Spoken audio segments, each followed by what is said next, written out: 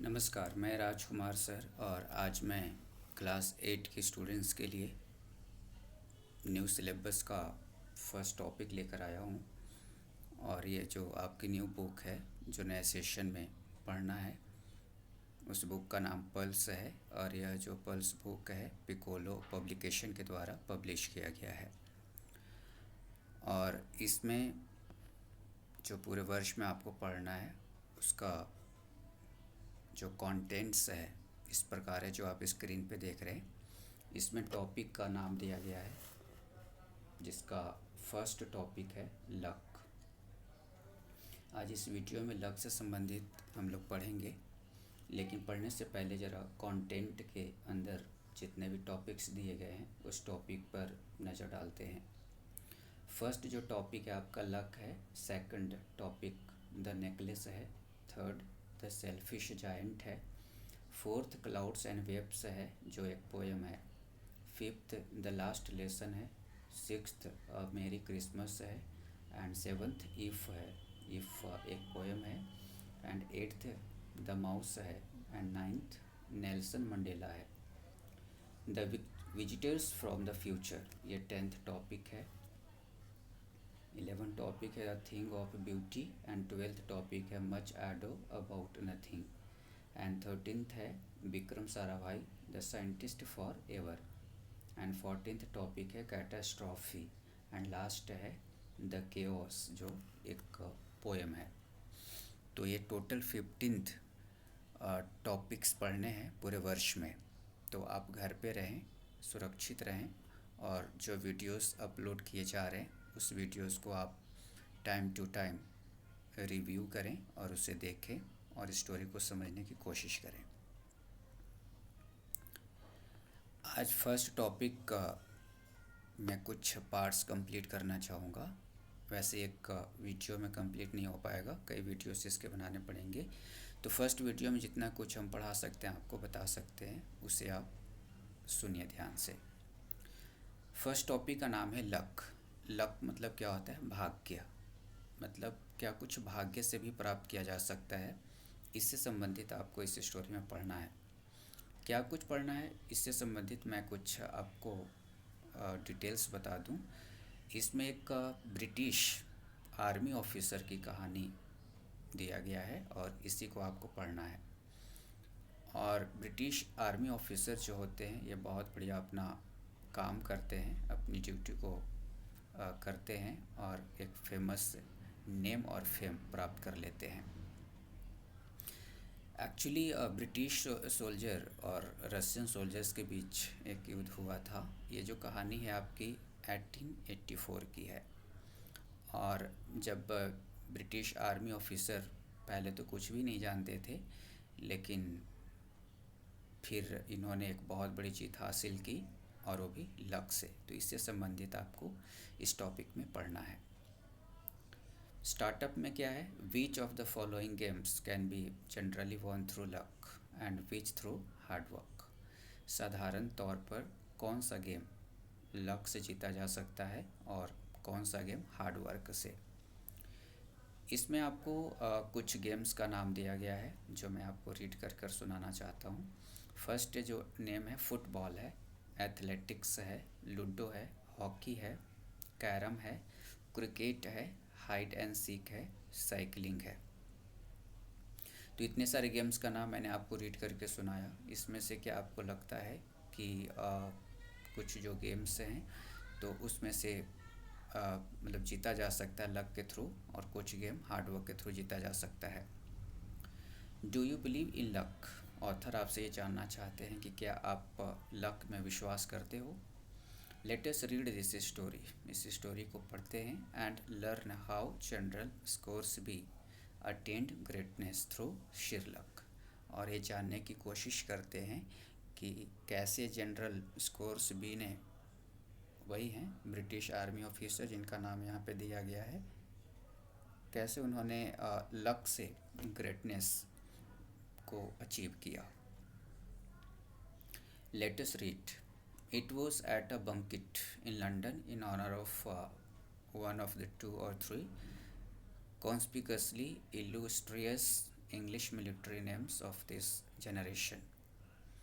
It means वर्तमान generation के दो या तीन इंग्लिश मिलिट्री के जो ऑफिसर थे उनमें से किसी एक के रिस्पेक्ट में एक पार्टी का आयोजन किया गया था और एक डिनर पार्टी का आयोजन किया गया था। बैंकेट मीन्स क्या होता है? फॉर्मल मील। तो ये वहाँ पे बहुत सारे लोग इकट्ठा हुए थे, वहाँ पे पार्टी रखी गई थी लंदन में। और लंदन क्या है? लंदन कैपिटल सिटी है इंग्लैंड का। तो वहाँ पर ये पार्टी का आयोजन किया गया था और ये बहुत ही मशहूर इंग्लिश मिलिट्री थे। इट मीन्स आर्मी ऑफिसर जिनकी बात हम लोग करेंगे इस स्टोरी में, बहुत ही मशहूर थे। आगे, for reasons which will presently appear I will withhold his real name and titles and call him Lieutenant General Lord Arthur Scoresby, VC, KCB, etc. etc. etc. Author कहते हैं कि इस रीजन से मैं उन्हें अभी फ़िलहाल मैं उनका जो नाम है और टाइटल है उस नाम से तो नहीं बुलाना चाहूँगा, बल्कि उन्हें एक स्पेशल जो नेम है Lieutenant General Lord Arthur Scoresby, तो इस नाम से उन्हें बुलाना चाहूँगा। नेक्स्ट है what a fascination there is in renowned name. Renowned name का मतलब क्या होता है? Famous name. तो मतलब इनका जो फेमस नेम था उसमें ऐसा क्या था? देयर सैट द मैन, वहाँ एक ऐसे शख्स भी बैठे हुए थे। इन एक्चुअल फ्लैश, इट मीन्स वो हेल्दी थे, स्ट्रॉन्ग थे। whom I had heard of, जिसके बारे में ऑथर ने पहले सुना था। So many thousands of times, हजारों बार सुना था। सिंस दैट डे, उस दिन तक। 30 years बिफोर, 30 वर्ष पहले। when his name shot suddenly to the zenith from a Crimean battlefield। Crimean क्या है? क्राइमियन मीन्स मैं ये कह सकता हूँ एक देश का नाम है और वहाँ के बैटल फील्ड से इनका नाम उजागर हुआ था, जिसकी कहानी हम लोग पढ़ रहे हैं। To remain for ever celebrated, और यह नाम अमर हो गया हमेशा के लिए। It was food and drink to be to look and look at that demigod.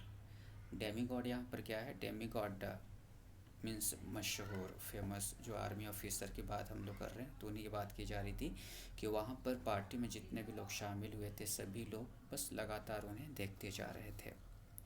Scanning, searching, noting the quietness, the reserve, the noble gravity of his countenance, the simple honesty that expressed itself all over him.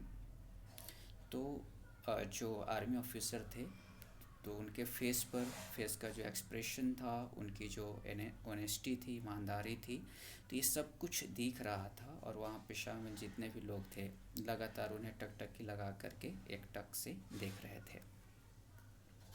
The sweet unconsciousness of his greatness, मतलब उनके जो greatness की जो achievement था उसे लगातार लोग observe करने की कोशिश कर रहे थे। Unconsciousness of the hundreds of admiring eyes fastened upon him, और वहाँ पे सैकड़ों लोगों की जो आँखें थी उन पे टिकी हुई थी। इट मीन्स वो लगातार देख रहे थे। Unconsciousness of the deep loving sincere worship welling out of the breast of those people and flowing toward him. तो वहाँ पर सैकड़ों लोग बहुत ही प्यार से, बहुत ही ऑनेस्टली उन्हें देखने की कोशिश कर रहे थे, उन्हें ऑब्जर्व करने की कोशिश कर रहे थे और उनके चारों तरफ से घेर रखे थे। नेक्स्ट है the clergyman at my left was an old acquaintance of mine.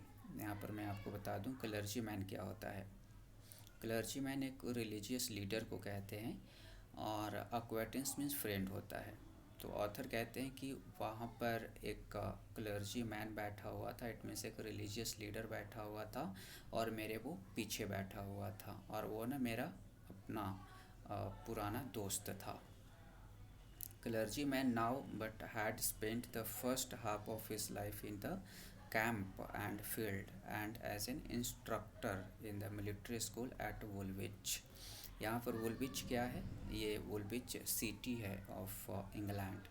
तो इंग्लैंड के वुलविच में एक मिलिट्री स्कूल था, तो उसमें एक टीचर का काम करते थे ये clergyman. Just at the moment I have been talking about a wild and singular light glimmered in his eyes. वो कहते हैं ऑथर कि जिस समय मैं क्लर्जी मैन से बात कर रहा था उस समय उनकी आंखों में चमक देखने को मिल रहा था। एंड ही लीन्ड डाउन, और वह क्लर्जी मैन झुका, एंड मटर्ड, और उसने कुछ बोला, कॉन्फिडेंटली टू मी, उसने मुझे कॉन्फिडेंटली कुछ बोला, indicating the hero of the banquet with a gesture. तो उस पार्टी के जो हीरो थे, इट मीन्स वो army officer, British army officer, तो उसकी तरफ इशारा करते हुए उसने मुझे कुछ बोला। क्या बोला उसने? उन्होंने ये बोला, प्राइवेटली एन एब्सोल्यूट फुल। तो गुप्त रूप से उसने कहा कि वह जो आर्मी ऑफिसर है जिसकी पार्टी रखी गई है तो वो एक फूल है, ऐसा उसने कह दिया। This verdict was a great surprise to me. ऐसा सुन उन्हें बहुत ही अजीब लगा ऑथर को कि ऐसा क्यों भाई, अब ये तो काफ़ी फेमस एक आर्मी ऑफिसर हैं जिसकी पार्टी भी यहाँ पे रखी गई है। तो इस बात को लेकर के वो थोड़ा सा कन्फ्यूज़न में आ गए। If its subject had been Napoleon or Socrates or Solomon, my astonishment could not have been greater। फिर वो आगे कहते कि यदि उसका जो विषय है वो नेपोलियन से संबंधित है, ये सब मशहूर एक साइंटिस्ट हैं, सॉक्रेट्स से संबंधित है या फिर सोलोमन से है, तो मेरा जो एस्टॉनिशमेंट है, मेरा जो सरप्राइज़ है वो इससे बड़ा नहीं हो सकता, क्योंकि इस तरह से किसी पर इस तरह का इश्यू खड़ा करना ये सही नहीं है। Two things I was well aware of. Author कहते हैं मैं दो चीज़ों से वाकिफ़ था।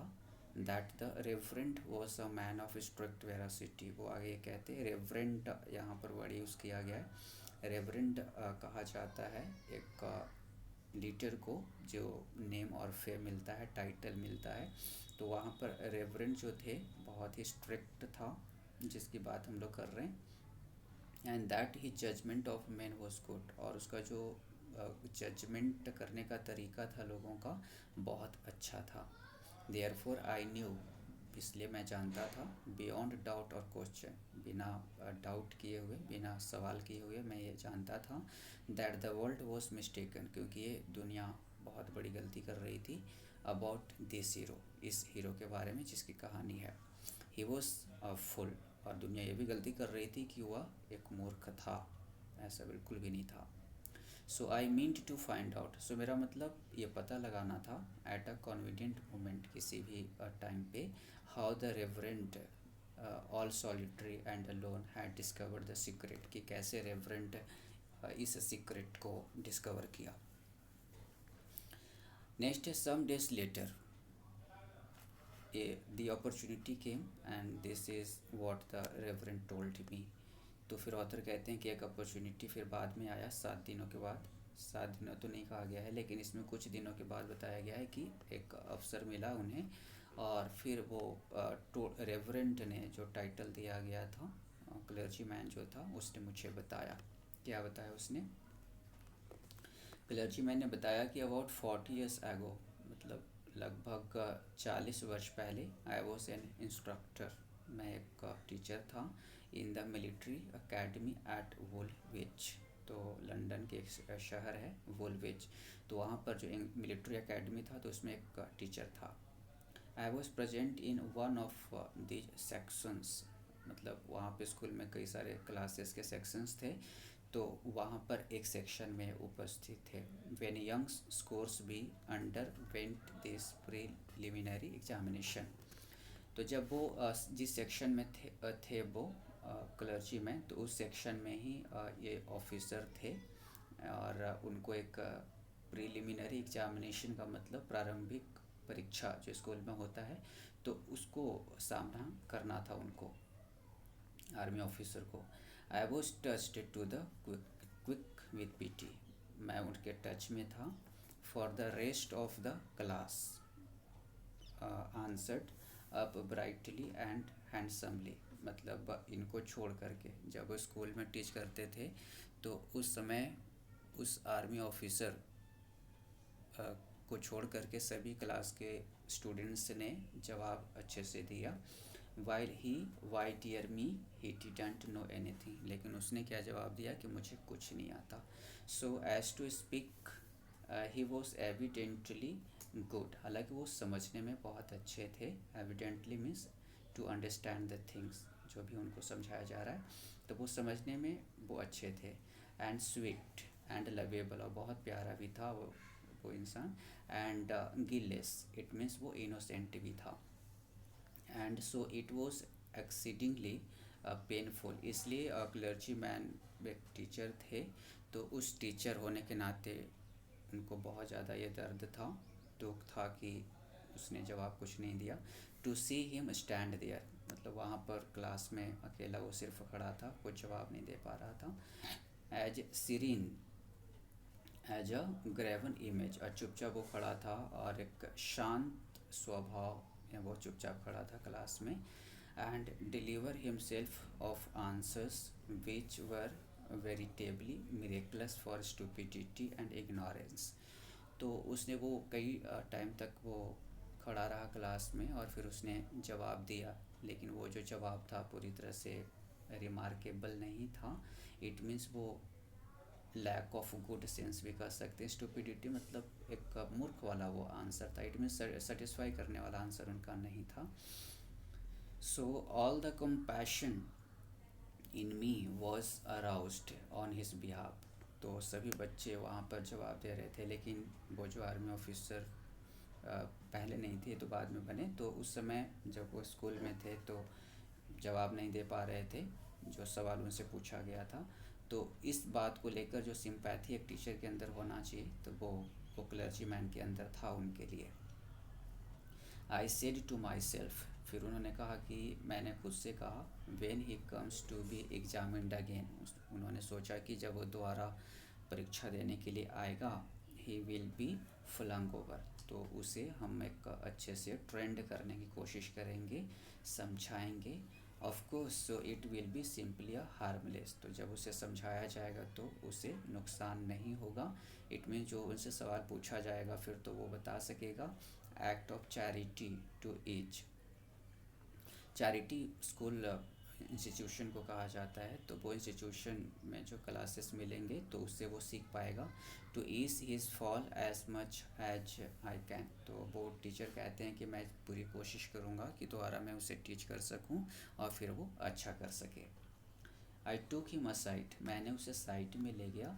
And found that he knew a little of Caesar's history, तो मैंने उससे ये जानने की कोशिश की कि शायद वो सीजर्स के इतिहास के बारे में थोड़ा बहुत वो जानता होगा। ये सोच करके मैंने उसे एकांत में ले जा कर के बात करने की कोशिश की। सीजर्स क्या है, ये रोमन एम्परर का नाम है, तो इसके बारे में कुछ जानने की कोशिश किया उन्होंने। And as he didn't know anything else, जब वह उनसे पूछा गया तो वो साफ शब्दों में कह दिया कि मैं कुछ भी नहीं जानता हूँ सीजर्स के बारे में। आई वेंट टू वर्क, फिर मैं काम पे गया। एंड ड्रिल्ड हिम, फिर मैंने उसे इंस्ट्रक्ट किया। Like a galley slave on a certain line of stock questions concerning Caesar's, तो सीजर्स के हिस्ट्री से संबंधित जो इम्पॉर्टेंट क्वेश्चंस होते हैं तो उस क्वेश्चंस से संबंधित मैंने उसे टीच किया। विच आई न्यू, जो मैं जानता था, वुड बी यूज्ड, जो प्रयोग होंगे, जो परीक्षा में सवाल पूछे जाएंगे, इस तरह से उन्होंने क्वेश्चन की तैयारी कराई। जैसे आप सबको भी तैयारी कराई जाती है, जैसे कुछ इम्पॉर्टेंट क्वेश्चंस पहले ही बता दिए जाते हैं जिसके आधार पर फिर आप अपने एग्जामिनेशन की तैयारी करते हैं, तो उस तरह से यहाँ पर उनको इनकरेज किया जा रहा था टीचर के द्वारा, क्लर्जी मैन के द्वारा, ताकि वो अपने नॉलेज को बूस्ट करें, बढ़ा सकें। If you will believe me, यदि आप मुझे विश्वास करोगे, he went through with flying colours on examination day, जब उन्हें इंस्ट्रक्ट किया गया क्लर्जी मैन के द्वारा, इनकरेज किया गया, तो फिर एग्जामिनेशन डे को फिर उन्होंने अपने एग्जामिनेशन के लिए गए। He went through on that purely superficial crime, तो फिर वो एग्जामिनेशन डे को वो काफ़ी कॉन्फिडेंस के साथ वो गए। एंड गॉट कॉम्प्लीमेंट्स टू, और फिर उन्होंने बहुत अच्छा सफलता हासिल की और फिर उन्हें कॉम्प्लीमेंट्स भी मिले बहुत सारे सभी लोगों से, while others who knew 1,000 times more than he. मतलब मेरे से ज़्यादा जो हजारों बार लोग उन्हें जानते थे सभी के कॉम्प्लीमेंट्स मिलने लगे।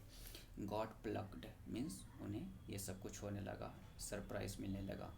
बाय सम स्ट्रेंजली लक्की एक्सीडेंट, तो यही था एक लक्की एक्सीडेंट कि पहले वो कितना फुल थे लेकिन उन्हें जब मिलिट्री एकेडमी में टीचर ने उन्हें इनकरेज किया तो फिर उन्होंने जो परफॉर्म किया तो एक लकी से कम नहीं था। An accident not likely to happen twice in a century, तो इस तरह के इंसिडेंट पूरे शताब्दी में दोबारा नहीं होगा ऐसा माना जा रहा था। He was asked no question, अब उनसे कोई क्वेश्चन भी नहीं पूछता था। Outside of the narrow limits of his drill, तो उनके ट्रेनिंग में जितने भी स्टूडेंट्स और शामिल थे तो और भी लोग उनसे अब क्वेश्चंस नहीं पूछते थे जब उन्होंने सफलता हासिल करी। नेक्स्ट है इट वॉज स्टूपीफाइंग। स्टूपीफाइंग का मतलब क्या होता था, अनेबल टू फील प्रॉपरली, तो जो इंसान अच्छे से समझ नहीं पाते हैं उसको स्टूपीफाइंग कहते हैं। तो ये थोड़ा सा मंजर तो था वहाँ पर कि वो अच्छे से समझ नहीं पाते थे। Well all through his course, यानी पूरे उनके कोर्स में आई स्टूड बाय हिम, तो जो टीचर थे उसके साथ खड़ा रहे। With something of the sentiment, और कुछ ओपिनियन के साथ रहे जो उन्हें प्रॉब्लम होती थी। Which a mother feels for a crippled child, तो जिस तरह से एक माँ अपने विकलांग बच्चों के साथ खड़े रहते हैं, हर उसकी ज़रूरत को पूरा करते हैं, ठीक उसी तरह से टीचर भी वहाँ पे उसके ओपिनियन के साथ खड़े थे पूरी तरह से, और तभी इसी का रिजल्ट आया कि वो अच्छा उन्होंने फिर किया था।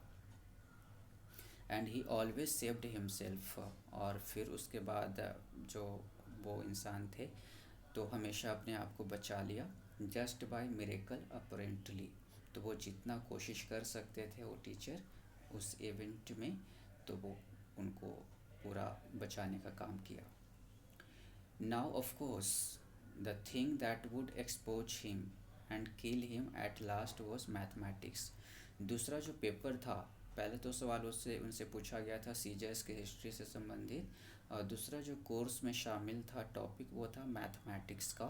तो मैथमेटिक्स से भी संबंधित क्वेश्चंस उनसे पूछा जाता था तो वो एक्सपोज हो जाते थे। इट मीन्स उनके लिए बहुत ही डिफ़िकल्ट होता था मैथमेटिक्स से संबंधित सवालों का जवाब देने में।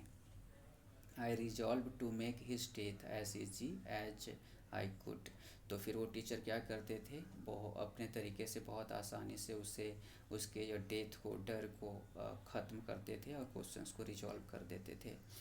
सो I drilled him and crammed him, तो फिर वो टीचर उन्होंने क्या किया, उनको इंस्ट्रक्ट किया, टीच किया और उनके अंदर जोश भरा। And crammed him and drilled him, तो इस तरह से वो जोश भरते रहे और रिजॉल्व करते रहे डिफरेंट टाइप्स के क्वेश्चंस को, just on the line of questions which the examiners would most likely use, तो जिस तरह से एग्जामिनर्स क्वेश्चंस पूछते हैं एग्जामिनेशन में, तो उस तरह के क्वेश्चंस पे वो प्रैक्टिस करवाते रहे। And then launched him on the fit, और फाइनली फिर से उनको लक के रूप में या फिर लक के रास्ते पर ला दिया।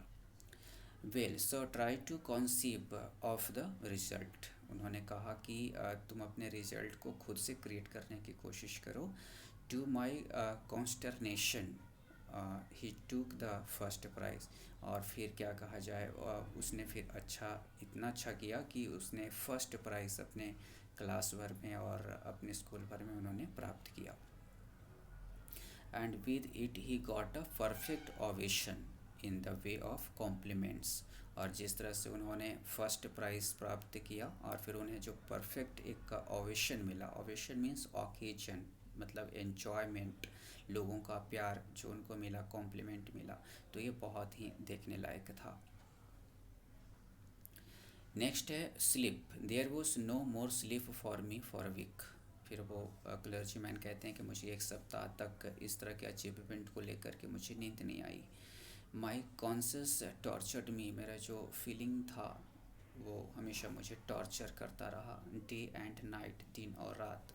वॉट आई हैड डन, मैंने क्या कर चुका, I had done purely through charity, मैंने जो कुछ भी उनको मदद किया वो चैरिटी के माध्यम से, उस एकेडमी के माध्यम से, उस व्यवस्था के माध्यम से कर सका। And only to ease the poor youths fall, और मैंने फिर क्या किया, उस गरीब युवा को गिरने से बचाया, मतलब उसको इनकरेज करके सफल होने में मदद किया।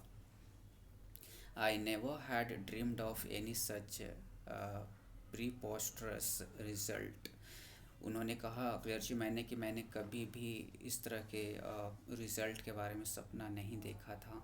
As the thing that had happen, जो चीज़ें हुआ, जितना ज़्यादा उसमें सुधार आया और फिर उसने ये अचीवमेंट प्राप्त करी। I felt as guilty and miserable as the creator of Frankenstein, तो मैं अपने आप को बहुत ज़्यादा गिल्टी महसूस कर रहा था और अनहैप्पी महसूस कर रहा था, क्योंकि मैंने एक क्रिएटर का काम किया था फ्रैंकनस्टाइन के जैसा। Here was a wooden head whom I had put in the way of glittering promotions and prodigious responsibilities, तो जिस तरह से कहते हैं कि वहाँ पर मैंने उसके लिए बहुत बड़ा रिस्पॉन्सिबिलिटीज़ को फॉलो किया था, उसके अंदर एक चमक लाया और उसको मैंने इनक्रेज किया, प्रमोशन दिलाया और फिर एक अचीवमेंट दिलाई मैंने। And but one thing could happen, लेकिन एक चीज़ वहाँ पर जो हुआ, he and his responsibilities would all go to ruin together at the first opportunity, तो ये पहली अपॉर्चुनिटी में एक साथ उसका जो ये सब जो रिस्पॉन्सिबिलिटीज़ थे वो सब रून हो गए, डिस्ट्रॉय हो गए। इट मीन्स वो कैसे हो पाया ये हम आपको बताएंगे नेक्स्ट वीडियो में। तो आप इस वीडियो में इतना ही पढ़ सकेंगे और डिटेल्स हम आपको नेक्स्ट वीडियो में बताएंगे। So thank you so much for watching this video.